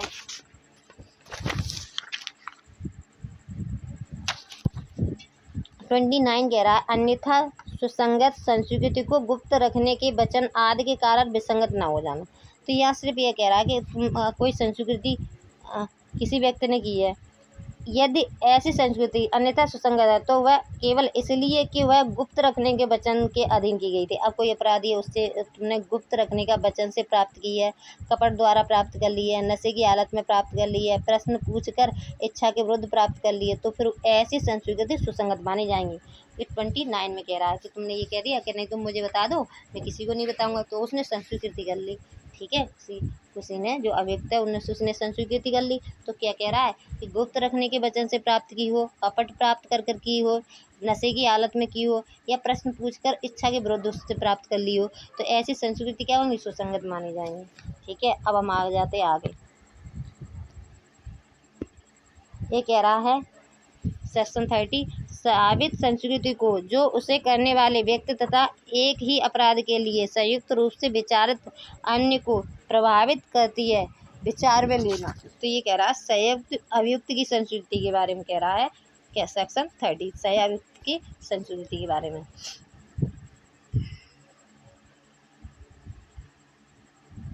हाँ, तो ये कह रहा है जबकि एक से अधिक व्यक्ति एक ही अपराध के लिए संयुक्त रूप से विचारित हैं तथा ऐसे व्यक्तियों में से किसी एक के द्वारा अपने को और ऐसे व्यक्तियों में से किसी अन्य को प्रभावित करने वाली की गई संस्कृति को साबित किया जाता है, तब न्यायालय ऐसी संस्कृति को ऐसे अन्य व्यक्ति के विरुद्ध तथा उस ऐसे संस्कृति करने वाले व्यक्ति के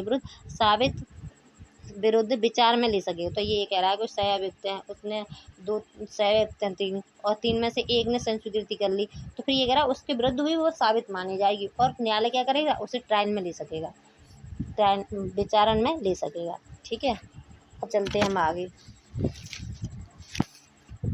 अब आ जाते हैं हम सेक्शन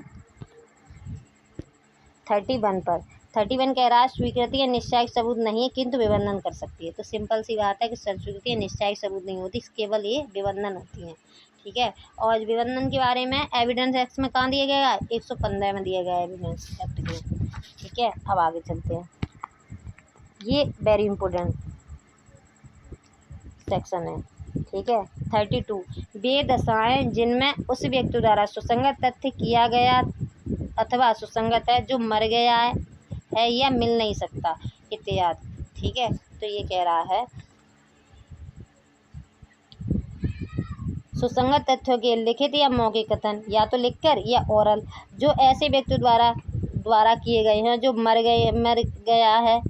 गया है या मिल नहीं सकता है, या जो साक्ष्य देने के लिए असमर्थ हो गया है, या जिसकी हाजिरी इतने विलम्ब या व्यय के बिना उपात्त नहीं की जा सकती है जितना मामले की परिस्थितियों में न्यायालय को अयुक्त प्रतीत होता है, निम्नलिखित दशाओं में अवश्य सुसंगत होगा। तो कब सुसंगत होगा, इसमें काफ़ी पॉइंट दे रखे हैं। तो पहला बता रहा है पॉइंट, इसमें पहला पॉइंट बता रहा है करेगा जबकि वह मृत्यु के कारण से संबंधित है, तभी क्या मान लेगा। तो ये ऐसे व्यक्ति के कथन जो मर गया है या मिल नहीं सकता है। तो इसमें ये कह रहा है, इसे पॉइंट दे रखे, वे दशाएं जिनमें उस व्यक्ति द्वारा सुसंगत तथ्य का किया गया कथन सुसंगत है जो मर गया है या मिल नहीं सकता है। तो इसमें क्या 3-4 पॉइंट नहीं, शायद 8 पॉइंट दे रखे हैं। तो पहला पॉइंट कह रहा है जबकि वह मृत्यु के कारण से संबंधित, तब भी क्या है, वो सुसंगत है। यदि कथन मृत्यु के कारण से संबंधित हो तो क्या है, तब भी वो सुसंगत है। इसका 2 कह रहा है यदि कथन कारोबार के करने के संबंधित हो, तब भी क्या है, वो सुसंगत है। अब 3rd ये कह रहा है कहने वाले के हित के विरुद्ध हो तो भी क्या है, सुसंगत है। तो सीधी बात है, अगर जो कह रहा है उसी के विरुद्ध में है तो भी उसे सुसंगत माना जाएगा। ठीक है, अब आ जाते हैं हम आगे। 4 कह रहा है लोक अधिकारी या रूढ़ि के बारे में हो। ठीक है, लोक अधिकार या रूढ़ि के बारे में हो, तब भी क्या मानेंगे, हम सुसंगत मानेंगे। तो ये क्या कह रहा है, अथवा लोक अधिकार या रूढ़ि के बारे में या साधारण हित के विषय के बारे में कोई राय देता है तो हम उसे सुसंगत मानेंगे। ठीक है, अब आ जाते आगे। तो ये कह रहा है 5 नातेदारी से संबंधित हो, तो ये कह रहा है नातेदारी के आश्रित से संबंधित हो, तब भी हम क्या मानेंगे, वैलिड मान लेंगे। अब आ जाता है 6 कह रहा है कुटुंब बातों से संबंधित बिल या विलेख में दिया गया हो, तो ये कह रहा है वसीयत आदि से कथन हो, तो भी क्या मानेंगे, हम सुसंगत मानेंगे। अब आ जाते हैं हम आगे ये ज़्यादा इम्पोर्टेंट पॉइंट नहीं है। ठीक है, हम इतना ही देख लेते हैं, हाँ नहीं देख लेते हैं इन्हें भी। तो 7 क्या कह रहा है, 7 कह रहा है अथवा धारा 13 खंड ए में वर्णित समयार से संबंधित दस्तावेज में किया गया हो, तो ये सीधे ये कह रहा है कि धारा 13 ए रूढ़ि या अधिकार से संबंधित हो, तब भी क्या मान लेंगे, हम इसे वैलिड मान लेंगे। अब 8 में क्या कह रहा है, 8 में कह रहा है अथवा कई व्यक्तियों द्वारा किया गया है और प्रश्नगत बात में सुसंगत भावना अभिव्यक्त करता है, तो ये कह रहा है कई व्यक्तियों द्वारा किया गया हो तथा उसकी भावनाएं व्यक्त करता हो, तब भी हम क्या मान लेंगे, तो ये हम वैलिड मान लेंगे। तो ये कह रहा है ये 8 प्रकार के कथन तब सुसंगत होंगे जब उन्हें करने वाला व्यक्ति मर गया हो, मिल ना रहा हो और साक्ष्य देने के लिए ना बुलाया जा सकता हो। तो ये 8 पॉइंट क्या मान लेंगे, हम वैलिड मान लेंगे। तो पहला क्या है, पहला कह रहा है यदि कथन मृत्यु के कारण से संबंधित हो, दूसरा कह रहा है यदि कथन कारोबार के करने से संबंधित हो, तीसरा कह रहा है कहने वाले के हित के विरुद्ध हो, तीसरा कह रहा है कहने वाले हित के विरुद्ध हो, चौथा कह रहा है नातेदारी से संबंधित हो, 5वां कह रहा है वसीयत आदि के कथन से संबंधित हो।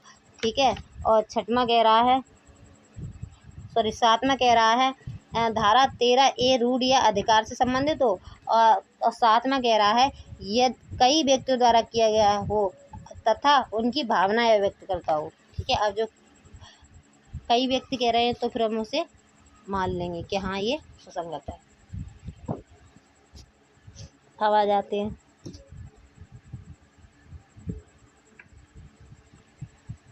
ठीक है, आगे देखते हैं। अब आ जाते हैं हम सेक्शन 33 पे।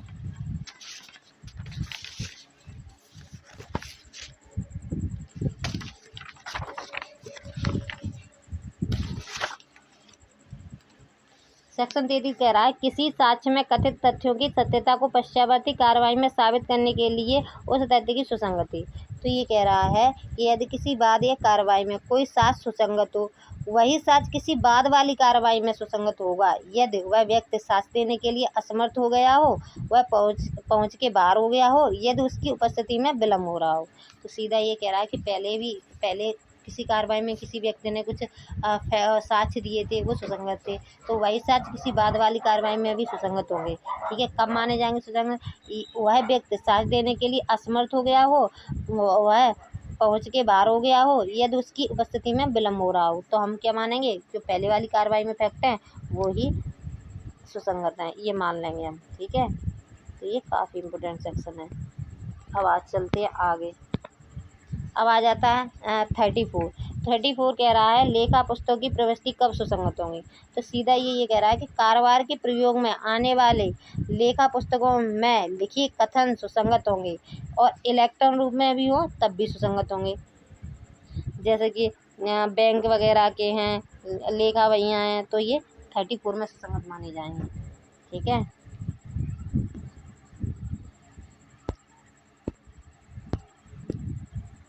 एक बार पढ़ लेते हैं। लेखा पुस्तकों की प्रविष्टि कब सुसंगत हुई। तो कह रहा है कारोबार के अनुक्रम में नियत रूप में रखी गई लेखा पुस्तकों की प्रविष्टियां जिनके अंतर्गत वे भी हैं जो इलेक्ट्रॉनिक रूप में रखी गई हों, जब कभी वे ऐसे विषय या निर्देश करती हैं जिसमें न्यायालय को जांच करनी है, सुसंगत है, किंतु अकेले ऐसे कथन ही किसी व्यक्ति को दायित्व से बाहरित करने के लिए पर्याप्त साक्ष्य नहीं होंगे। तो ये कह रहा है कारोबार के प्रयोग में आने वाली लेखा पुस्तकों में लिखे कथन सुसंगत होंगे। और इस दूसरा पॉइंट ये बता रहा है कि इलेक्ट्रॉन रूप से भी हों तो वो भी सुसंगत होंगे, जैसे लेखा भैया हैं, बैंकर हैं, आज चीज़ें सुसंगत मानी जाएंगी। ठीक है, अब आ जाते हैं हम 25 में। 35 कह रहा है, नहीं सॉरी 35 कह रहा है कर्तव्य पालन में की गई लोक अभिलेख इलेक्ट्रॉनिक अभिलेख की प्रविष्टियों की सुसंगति। ठीक है, इसे अंदर पढ़ते हैं। कह रहा किसी लोक या अन्य राजकीय पुस्तक रजिस्टर अभिलेख या इलेक्ट्रॉनिक अभिलेख में की गई कि जो किसी विवादक या सुसंगत तथ्य कथन करती हैं और किसी लोक सेवक द्वारा अपने पदीय कर्तव्य के निर्वहन में या उस देश की जिसमें ऐसी पुस्तक रजिस्टर या अभिलेख या इलेक्ट्रॉनिक अभिलेख रखा जाता है, विधि द्वारा विशेष रूप से व्यक्त कर्तव्य पालन में किसी अन्य व्यक्ति द्वारा की गई है स्वयं सुसंगत तथ्य होंगे। तो ये कह रहा है किसी राजकीय अभिलेख में या लोक सेवक द्वारा अपने कार्य के दौरान लिखे गए कथन सुसंगत होंगे। जैसे मतदान सूची है, तहसील की रिपोर्ट है, तो वो किस में आएंगे, ये 35 में ही आते हैं। ठीक है, अब आ जाते हैं हम आगे 36 कह रहा है मानचित्र चार्टों और रेखाओं के कथनों की सुसंगति। तो कह रहा है विवादक तथ्य या सुसंगत तथ्यों के वे कथन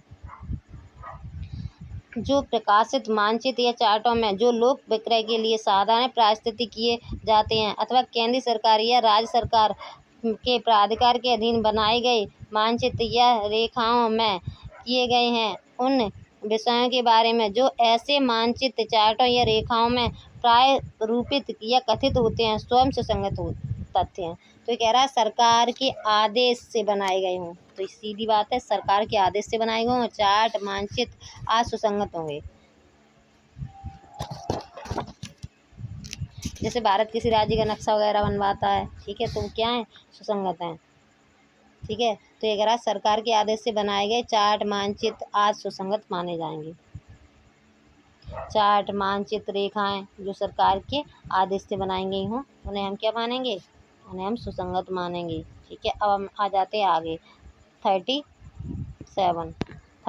क्या कह रहा है। 37 कह रहा है किन्हीं अधिनियमों या अधिसूचनाओं में अंतर्विष्ट लोक प्रकृति के तथ्य के बारे में कथन सुसंगति। तो कह रहा है जबकि न्यायालय को किसी लोक प्रकृति के तथ्य के अस्तित्व के बारे में राय बनानी हो तब यूनाइटेड किंगडम की पार्लियामेंट के एक्ट में या किसी केंद्रीय अधिनियम में, प्रांतीय अधिनियम या राज्य अधिनियम में या शासकीय राजपत्र में प्रकाशित किसी सरकारी अधिसूचना या क्राउन रिप्रेजेंटेटिव द्वारा की गई अधिसूचना में या लंदन गजट या हिज मैजेस्टी के किसी डोमिनियन उपदेशित या कब्जाधीन क्षेत्रीय का सरकार राजपत्र तात्पर्य होने वाले किसी मुद्रित पत्र में अंतर्विष्ट परिवहन में किया गया उसका कोई कथन सुसंगत तथ्य है। इसकी लैंग्वेज बहुत टिपिकल है, बहुत ही ज़्यादा टिपिकल लैंग्वेज है। तो सीधे ये कह रहा है कि सरकारी गजट में प्रकाशित लोक प्रकृति के कथन सुसंगत होंगे। ठीक है, और कोई सरकारी गजट में कोई प्रकाशित किए हैं कोई लोक प्रकृति के कथन तो हम उन्हें क्या मान लेंगे, उन्हें हम सुसंगत मान लेंगे। ठीक है, अब आगे चलते हैं।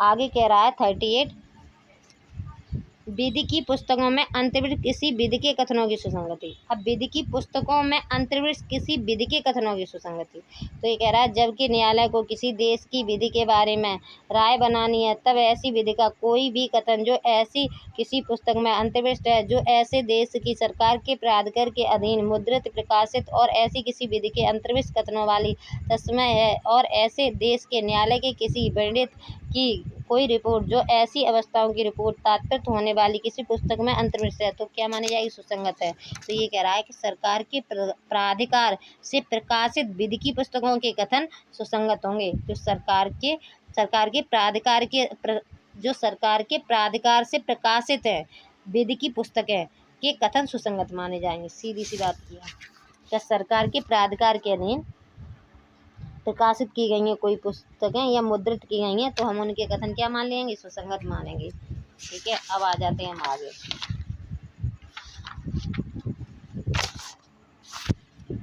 आगे क्या कह रहा है? आगे आ जाते हैं हम 39 पे। 39 कह रहा है जबकि कथन किसी बातचीत, दस्तावेज, इलेक्ट्रॉनिक अभिलेख, पुस्तक अथवा पत्रों का कागज पत्रों की आवली का भाग हो, तब क्या साक्ष्य दिया जाएगा? ठीक है, अब किसी का भाग हो तो कितना साक्ष्य दिया जाए, तो कह रहा है जितना ज़रूरत हो उतना दिया जाएगा। अब कोई डॉक्यूमेंट बड़ा है, ठीक है, उसमें से उस डॉक्यूमेंट में से कुछ पार्ट वैलिड है जो साक्ष्य के लिए, तो कितना दिया जाएगा? जितना ज़रूरी है। तो ये कह रहा है यह कथन किसी बातचीत, दस्तावेजी भाग हो, किसी श्रृंखला, कागज पत्रों का भाग हो, इलेक्ट्रॉनिक अभिलेखों का भाग हो, तो केवल उतना भाग सुसंगत होगा जितने से उस कथन की प्रकृति और प्रभाव का पता चलता हो। ठीक है, जितने से उस कथन की प्रकृति और प्रभाव का पता चल जाए, बस उतना काफ़ी है। ठीक है, अब हम आगे चल रहे हैं। आगे सेक्शन आ जाते हैं 40 पे। तो ये कह रहा है द्वितीय बाद या विचारण के बादार्थ पूर्ण निर्णय सुसंगत है। तो इसमें क्या कह रहा है? हाँ, तो ये कह रहा है न्यायालय को किसी बाद द्वितीय बाद या विचारण के बाधार्थ पूर्ण निर्णय सुसंगत है। किसी ऐसे निर्णय, आदेश या डिग्री का अस्तित्व जो किसी न्यायालय को किसी बाद के संज्ञान से या कोई विचारण करने से विधि द्वारा निवारित करता है। सुसंगत तथ्य जब कि प्रश्न यह हो कि क्या ऐसा न्यायालय को ऐसे बाद का संज्ञान या ऐसा विचारण करना चाहिए था। ठीक है, तो ये कह रहा है सेक्शन 40, ये कह रहा है, एक मिनट,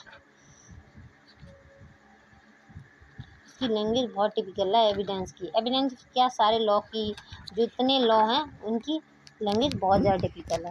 पहली बात, जो 40 वाला जो सेक्शन है इसे हम रेस जुडिकाटा के प्रभाव रखने वाला निर्णय मानते हैं। ठीक है, कि रेस जुडिकाटा का प्रभाव रखता है। तो ये कह रहा है सेक्शन 40, मैं इसे सिंपल वे में बता दें कि धारा 40 के अंतर्गत पूर्ण निर्णय सुसंगत है। जो पूर्ण निर्णय के बारे में सिर्फ बता रहा है। ठीक है, कि जो पहले निर्णय हो चुके हैं उनमें कोई बात कही गई है तो उनके लिए बता रहा है, तो वो क्या होंगी? न्यायालय बाद संज्ञान या विचारण करना चाहिए। ठीक है, तो कह रहा है किसी ऐसे निर्णय, आदेश या डिग्री का अस्तित्व, किसी आदेश, निर्णय या डिग्री का अस्तित्व जो किसी न्यायालय को किसी बाद के संज्ञान से या कोई विचारण करने से विधि द्वारा निवारित करता है, जिससे सुसंगत है। जबकि प्रश्न ये हो कि क्या ऐसे न्यायालय को ऐसी बात का संज्ञान या विचारण करना चाहिए था, तो इसमें क्या माने जाएंगे? रेस जुडिकाटा का प्रभाव रखने वाले निर्णय होंगे ये। तो ये कह रहा धारा 40 के अंदर पूर्ण निर्णय सुसंगत है। ठीक है, तो जब पहले निर्णय हो गया है तो क्या माना जाएगा? सुसंगत माना जाएगा। अब आ जाते हैं सेक्शन हम 41 पर। तो ये 41 बता रहा है प्रोबेट इत्यादि विषय अधिकारिता के किन्हीं निर्णयों की सुसंगति। ठीक है,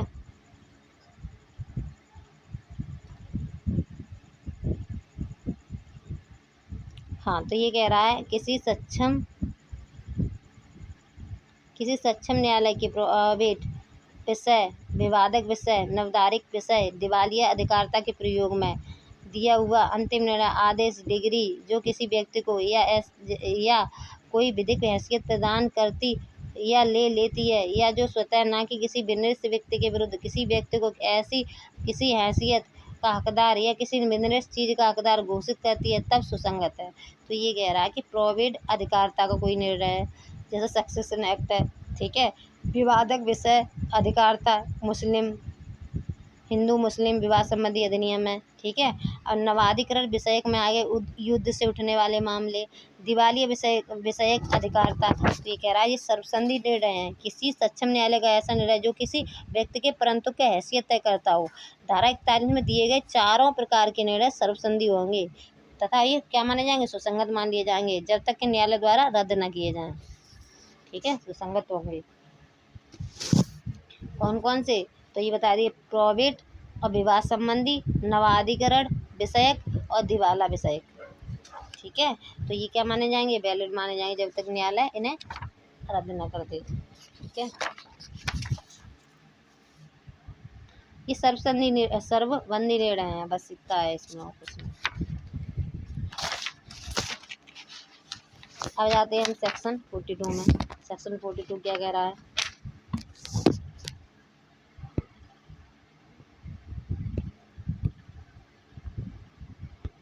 सेक्शन 42 कह रहा है कि धारा 41 में वर्डे से भिन्न निर्णय आदेशों या डिग्रियों की सुसंगति का प्रभाव। तो सिर्फ ये कह रहा है कि धारा 41 से भिन्न लोक प्रकृति की बातों से संबंधित निर्णय सुसंगत माने जाएंगे।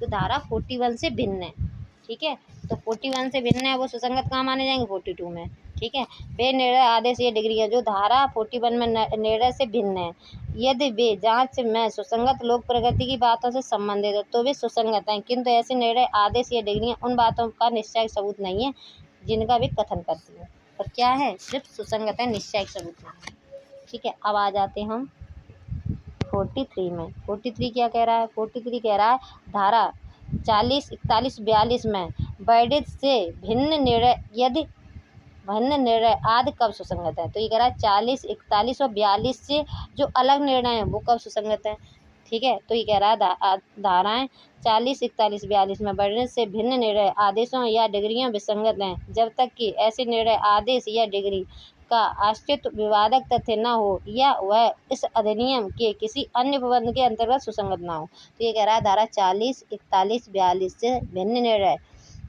या डिग्री सुसंगत होंगी यदि उनका आश्रित विवादक हो तो, ठीक है, बस इतना कह रहा है ये। अब आ जाते हैं हम 45। ये काफ़ी इम्पोर्टेंट सेक्शन है, ये बताता है विशेषज्ञों की राय, जो एक्सपर्ट की ओपिनियन कहाँ मांगी, कहाँ है, तो 45 में है, एक्सपर्ट की ओपिनियन, ठीक है। तो इसे हम पढ़ते हैं। हाँ, तो ये कह रहा है जबकि न्यायालय की विदेशी विधि की या विज्ञान की या कला की किसी बात पर या हस्तलेख, अंगुली चिन्ह या अनन्य के बारे में राय बनानी हो तब उस बात में ऐसी विदेशी विधि, विज्ञान, कला में या हस्तलेख या उंगली चिन्ह की अन्य विषय प्रश्न में विशेष कुशल व्यक्तियों की राय सुसंगत तथ्य है। तो ये कह रहा कोई एक्सपर्ट की कोई राय लेता है न्यायालय तो वो क्या मानी जाएगी, सुसंगत है। और किस किस चीज़ में ले सकता है, विदेशी विधि में, जो भारत पर लागू नहीं होती वो क्या है, विदेशी विधि। विज्ञान के मामले में है, ठीक, कला की कोई बात है उसके मामले में, हस्तलेख या अंगुली चिन्ह के मामले में, इस विषय पर किसी एक्सपर्ट की ओपिनियन लेता है कोर्ट तो हम उसे क्या माने जाएंगे, सुसंगत फैक्ट मानेंगे, जो हमने एक्सपर्ट की ओपिनियन ली है, क्योंकि वो उस विषय पे एक्सपर्ट होगा तो हम क्या मान लेंगे, उसी की हम ओपिनियन रेलिवेंट मान लेंगे, ठीक है। अब चलते हैं हम आगे। अब आ जाता है 45 का ए। तो इसमें क्या कह रहा है 45 के में, ये सिर्फ ये कह रहा है कि 45 ए इलेक्ट्रॉनिक साक्ष्य के परीक्षक की राय। तो अब यहाँ बता दिया था, ठीक है, वहाँ एक्सपर्ट की बता दिया था, अब यहाँ बता रहा है इलेक्ट्रॉनिक साक्ष्य के बारे में कि इलेक्ट्रॉनिक साक्ष्य के परीक्षक की राय। तो ये कह रहा है 45 ये कि जब न्यायालय को किसी कार्रवाई में किसी कंप्यूटर संसाधन या किसी अन्य इलेक्ट्रॉनिक या अंकीय रूप में पारित या भंडारित किसी सूचना से संबंधित ऐसी किसी विषय पर कोई राय बनानी हो तब सूचना प्रौद्योगिकी अधिनियम 2000 की धारा 79A में विनिर्दिष्ट इलेक्ट्रॉनिक साक्ष्य के परीक्षक की राय क्या मानी जाएगी, सुसंगत होगी। तो सीधा ये कह रहा है कि इलेक्ट्रॉनिक साक्ष्य के परीक्षक की राय भी सुसंगत होगी इलेक्ट्रॉनिक साक्ष्य से संबंधित, ठीक है। तो किसकी राय सुसंगत होगी, तो कह रहा विशेषज्ञों इलेक्ट्रॉनिक साक्ष्य के परीक्षक की राय भी सुसंगत होगी, ठीक है, ये बता रहा है 45 ए में। अब आ जाते हैं 46। अब आ जाते हैं हम 46 कह रहा है विशेषज्ञों की राय से संबंधित तथ्य। तो अभी कह रहा विशेषज्ञों की राय से संबंधित तथ्य, तो कह रहा वे तथ्य जो अन्यथा सुसंगत नहीं है, सुसंगत होते हैं यदि वे विशेषज्ञों की राय से समर्थन करते हैं या उनसे असंगत हो, तब जबकि ऐसी राय सुसंगत है। तो अभी सीधी बात यह है कि विशेषज्ञों के जब विशेषज्ञों की राय सुसंगत है, तो अब क्या है, जो अब उन्होंने जो राय दी है वो सुसंगत हैं, तो अब उनसे जो मिल रहे होंगे वो फैक्ट भी सुसंगत होंगे। तो ये कह रहा है 46, विशेषज्ञों की राय से संबंधित सुसंगत या असंगत तथ्य भी क्या माने जाएंगे, सुसंगत माने जाएंगे। ठीक है, जब उनकी राय सुसंगत है तो उनसे संबंधित तथ्य है, चाहे वो सुसंगत हो या उससे असंगत हो, तभी क्या माने जाएंगे, सुसंगत है। अब आ जाते हैं हम सेक्शन 47 में। इसकी लैंग्वेज बड़ी टिपिकल है।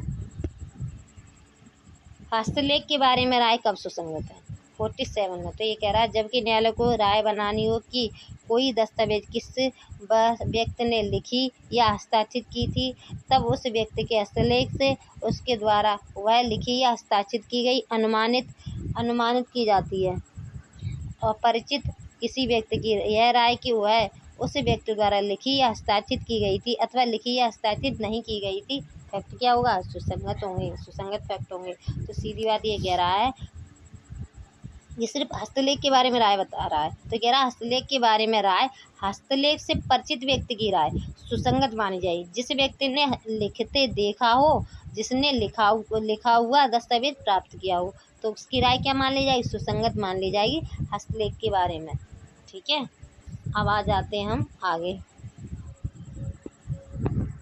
अब 47 ये कह रहा है, तो ये इलेक्ट्रॉनिक चिन्हों के बारे में कह रहा है। तो ये कह रहा है इलेक्ट्रॉनिक हस्ताक्षर के बारे में प्रमाणकर्ता प्राधिकारी की राय सुसंगत होगी। सीधा बात इतनी है। ठीक है, तो किसकी राय सुसंगत होगी, प्रमाणकर्ता प्राधिकारी की। एक मिनट, क्या हो गया, हाँ, किसकी राय सुसंगत होगी, तो ये कह रहा है प्रमाणकर्ता प्राधिकारी की राय जिसने इलेक्ट्रॉनिक चिन्ह को प्रमाणित पत्र जारी किया है, तो उसकी राय क्या मान ली, सुसंगत मान ली जाएगी। अब आ रहे हैं हम आगे कह रहा है 48 में अधिकार या रूढ़ि के अस्तित्व के बारे में राय कब सुसंगत होगी। अब ये यहाँ पे 48 में अधिकार या रूढ़ि के अस्तित्व के बारे में राय कब सुसंगत होगी ये कह रहा है, और 13 में बता रहा था अधिकार या रूढ़ि से प्रश्नगत कोई वो राय है, प्रश्नगत कोई मैटर है, तब बता रहा था कब सुसंगत होगी। ठीक है, तो ये दोनों हम इसके साथ हम 48 के साथ हम अगर चाहें तो 13 को भी हम पढ़ सकते हैं। ये दोनों सेम बात कर रहे हैं, वहाँ प्रश्नगत के बारे में कह रहा था, यहाँ अस्तित्व के बारे में कह रहा है। ठीक है, तो अब आगे पढ़ते हैं 48 क्या कह रहा है।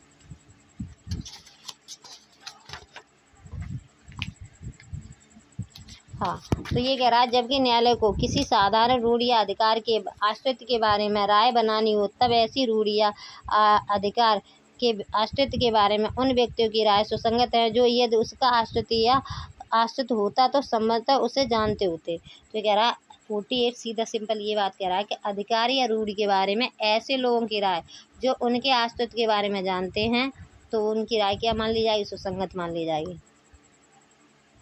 ठीक है, अब आ जाते हैं हम आगे।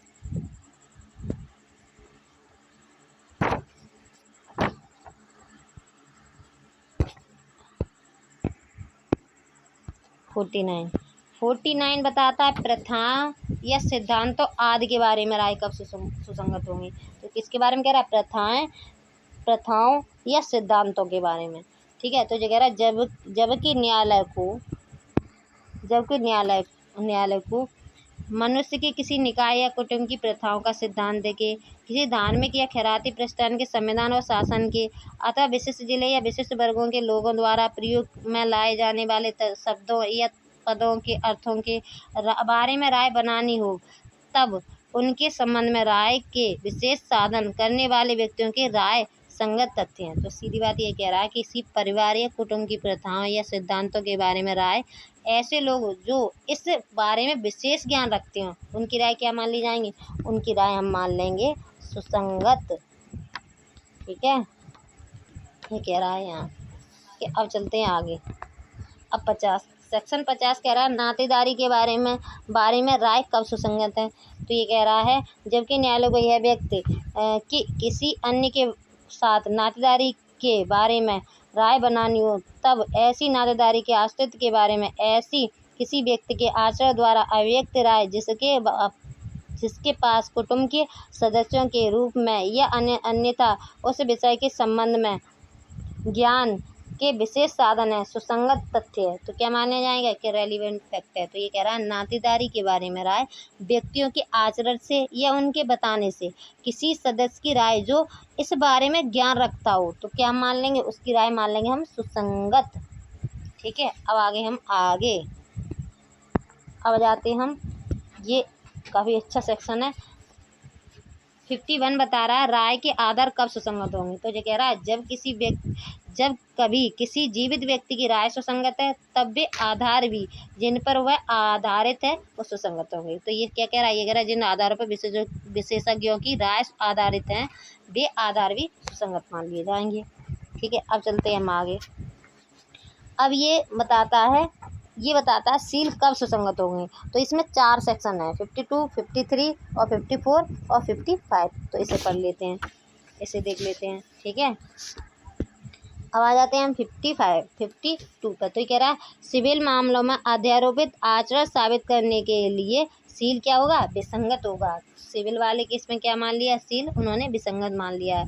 तो कह रहा है सिविल मामलों में यह तथ्य कि किसी व्यक्ति का सील ऐसा है कि जो उस पर अध्यारोपित किसी आचरण को अधिसंभाव्य या अनधिसंभाव्य बना देता है, विसंगत है, वहाँ तक के सिवाय जहाँ तक कि ऐसा सील अन्यथा सुसंगत तत्वों से प्रकट होता हो। तो ये कह रहा है सिविल मामलों में अच्छे सील का साथ सुसंगत नहीं होगा।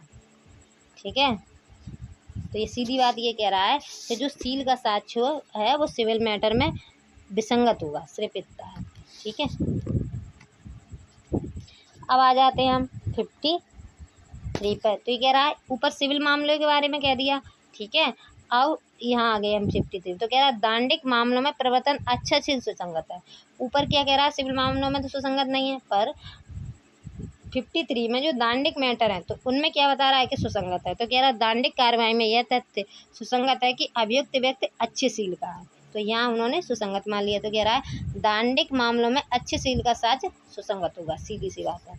अब आ जाते हैं हम 53 में, ये क्या काफ़ी इंपॉर्टेंट है। तब ये कह रहा है कतिपय मामलों में सील या पूर्व लैंगिक अनुभव के साक्ष्य का सुसंगत ना होना। अब ये कह रहा है कोई महिलाओं से संबंधित केस हैं, जैसे महिलाओं से जुड़े अपराध हैं, जैसे IPC की धारा 354 में, 354 A में, ABC, 376 में, जो 376 ABC के मामले जो आते हैं, ये मामले में बुरे सील का साक्ष्य नहीं दे सकते हैं। बलात्कार के मामले में पूर्व लैंगिक का अनुभव पूछ रहे हैं कोई, तो वो सुसंगत नहीं है, तो ये गलत बताया गया है। तो ये क्या कह रहा है कि बलात्कार के मामले में पूर्व लैंगिक अनुभव के साक्ष्य का सुसंगत ना होना। ठीक है, तो ये कह रहा है कि लेडीज से संबंधित कोई केस है तो उसमें कोई पूछ रहा है, ठीक है, तो भी क्या माना जाएगा, वो फैक्ट रेलिवेंट नहीं होगी। ठीक है, अब आ जाते हैं 54 में। तो कह रहा है उत्तर में होने के सिवाय पूर्वतन बुरा सील सुसंगत नहीं है। ठीक है, तो कह रहा अगर उत्तर में किसी ने कहा है तो बुरा सील सुसंगत नहीं है। तो कह रहा दांडिक कार्रवाई में यह तथ्य कि अभियुक्त व्यक्ति बुरे सील का है, विसंगत है। ठीक है, अगर ये कह रहा है दांडिक कार्रवाई में कि वह व्यक्ति ना बुरे सील का है, तो क्या है, विसंगत है। जब तक कि इस बात का साक्ष्य ना दिया गया हो कि वह अच्छे सील का है, जब तक कि इस बात का साक्ष्य ना दिया गया हो कि वह अच्छे सील का है, जिसके दिए जाने की दशा में वह सुसंगत हो जाता है। तो ये 54 कह रहा है कि यदि अच्छे सील का साक्ष्य दिया गया हो तो उसे काटने के लिए बुरे सील का साक्ष्य हम दे सकते हैं। ठीक है, जैसे कोई पूर्व दोष सिद्धि बुरे चरित्र रूप में सुसंगत होगी, और कोई पूर्व दोष सिद्धि हुई थी उसमें बुरे चरित्र के बारे में, तो उसकी अगर हम वो दे देते तो हम क्या मान लेंगे, सुसंगत मान लेंगे। ठीक है, अब आ जाते हैं 55 पर। तो ये कह रहा है नुकसानी पर प्रभाव डालने वाला सील। तो कह रहा है सिविल मामलों में यह तथ्य किसी व्यक्ति का सील ऐसा है जिससे नुकसानी की रकम जो उसे मिलनी चाहिए प्रभाव पड़ता है सुसंगत होगा। तो ये कह रहा है यदि व्यक्ति के शील चरित्र से नुकसानी की रकम पर प्रभाव पड़ता है तो बुरे शील का साक्ष्य दिया जा सकता है। तो न्यायालय क्या करेगा, तो साक्ष्य ले लेगा, क्योंकि वह जो उसकी नुकसानी है ना उसकी रकम निर्धारित कर रहा है। अगर उसे लग रहा है कि इससे उसकी रकम को निर्धारित किया जा सकता है तो क्या मान लेगा, उसे वहाँ वैलिड मान लेगा। ठीक है, आज हमने पार्ट कर लिया फर्स्ट, एविडेंस का पार्ट फर्स्ट कंप्लीट कर लिया है। ठीक है, अब आगे हम इसके 2 पार्ट रह गए हैं, तो अब अगली वीडियो में हम सेकंड पार्ट करेंगे और देखते हैं अगर थर्ड वीडियो में हम थर्ड पार्ट करेंगे। ठीक है, थैंक यू दोस्तों।